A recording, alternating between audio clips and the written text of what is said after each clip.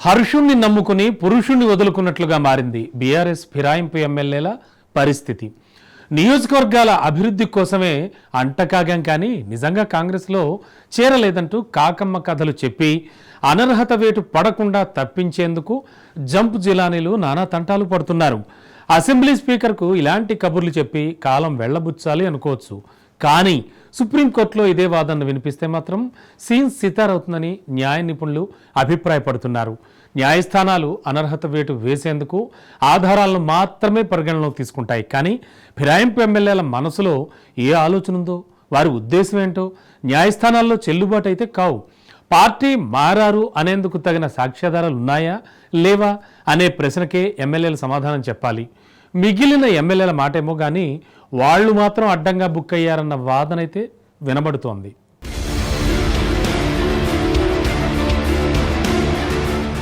రాజకీయాల్లో హత్యలుండవు, ఆత్మహత్యలే ఉంటాయన్న నానుడికి తగ్గట్టు బీఆర్ఎస్ కి చెందిన ఫిరాయింపు ఎమ్మెల్యేల పరిస్థితి ఆత్మహత్య సదృశ్యంగా మారిందన్న విమర్శలొస్తున్నాయి. ఏదో ఊహించుకుని కాంగ్రెస్ లోకి వెళ్లిన జంప్ జిలానీల పరిస్థితి ఇప్పుడు అడకత్తిరలో పోగచెక్క చందంగా మారింది.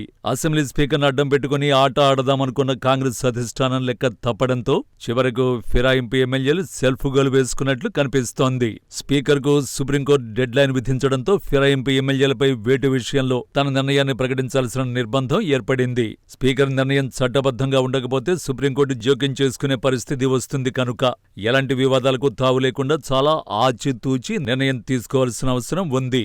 ఫిరాయింపు ఎమ్మెల్యేల విషయంలో అనుసరించాల్సిన వైఖరిపై ఇప్పటికే స్పీకర్ ప్రసాద్ న్యాయ నిపుణులతో మంతనాలు జరిపినట్లు తెలుస్తోంది. తన నిర్ణయంపై సుప్రీంకోర్టు ఎలాంటి అభ్యంతరాలు చెప్పని విధంగా స్పీకర్ చాలా జాగ్రత్తలు తీసుకుంటున్నారని సమాచారం.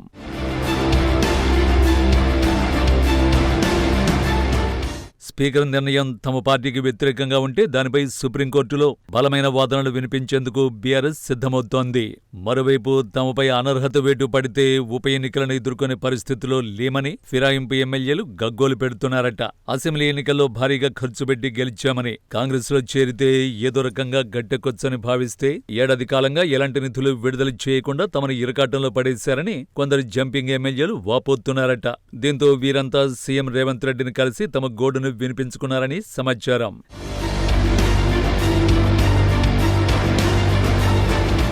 రేవంత్ రెడ్డి సూచన మేరకు తమ పార్టీ మారలేదని, కేవలం నియోజకవర్గాల అభివృద్ధి కోసమే కాంగ్రెస్తో సన్నిహితంగా ఉన్నామని ఫిరాయింపు ఎమ్మెల్యేలు కొత్త పల్లవిని అందుకున్నారు. వీరి మాట ఎలా ఉన్నా ఖైరతాబాద్ ఎమ్మెల్యే దానం నాగేందర్ మాత్రం అనర్హత వేటు నుంచి తప్పించుకునే ఛాన్స్ లేదని బీఆర్ఎస్ నేతలు బలంగా నమ్ముతున్నారు.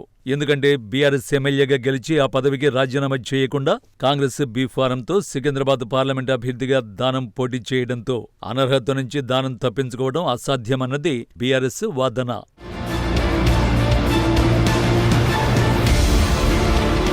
ఫిరాయింపు ఎమ్మెల్యేలలో మిగిలిన వారి గెలుపు అవకాశాలు ఎలా ఉన్నా ఖైరతాబాద్లో బై ఎలక్షన్ వస్తే మాత్రం దానం నాగేందర్ చిత్తుగా ఓడిపోవడం ఖాయమని బీఆర్ఎస్ నేతలు బల్లగుద్ది చెబుతున్నారు. దీనికి కారణం ప్రజాసేవ చేస్తానని పాలిటిక్స్ లోకి వచ్చి ప్రజాస్వామ్యాన్ని ఖూనిచేసే రాజకీయ నేతల లిస్టులో దానం నాగేందర్ చేరిపోయారని స్థానిక ఓటర్లు మండిపడుతున్నారు అన్నది గులాబీ నేతల విమర్శ.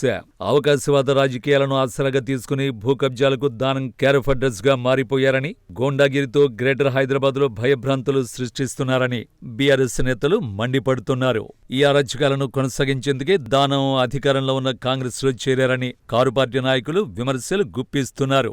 ఇలా పూటకో పార్టీ మారుస్తూ ఉసిరివెళ్లి రాజకీయం చేస్తున్న దానం నాగేందర్ కు బై ఎలక్షన్ వస్తే తగిన గుణపాఠం నేర్పడానికి ఖైరతాబాద్ ఓటర్లు సిద్ధంగా ఉన్నారన్న వాదన వినిపిస్తోంది. మరి ఈ విషయాలు ఏమీ ఆలోచించకుండా కాంగ్రెస్ తరపున సికింద్రాబాద్ ఎంపీ సీటును దానంకు ఎలా కేటాయించారో ఎవరికీ అంతు చిక్కడం లేదు.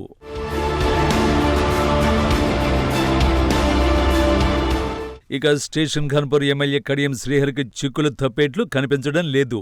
స్పీకర్కు కౌంటర్ ఫైల్ దాఖలు చేయని వారిలో ఆయన కూడా ఉన్నారు.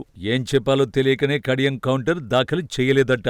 ఎందుకంటే తన కుమార్తెకు కాంగ్రెస్ బీఫామ్ నుంచి ఎంపీ టికెట్ తెప్పించుకుని గెలిపించారు. ఆ ఎన్నికల ప్రచారంలో ఆయన హస్తం కండువా వేసుకున్నారు. అలాగే అనేక సభలు సమావేశాల్లో పాల్గొన్నారు. దీంతో ఇప్పుడేం చేయాలో తెలియక సతమతమైపోతున్నారట.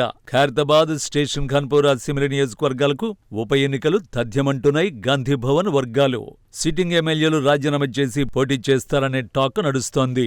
మరి జంపింగ్ జపాంగుల కథలో ఎలాంటి ట్విస్టులు వస్తాయో, ఏం జరుగుతుందో చూడాలి.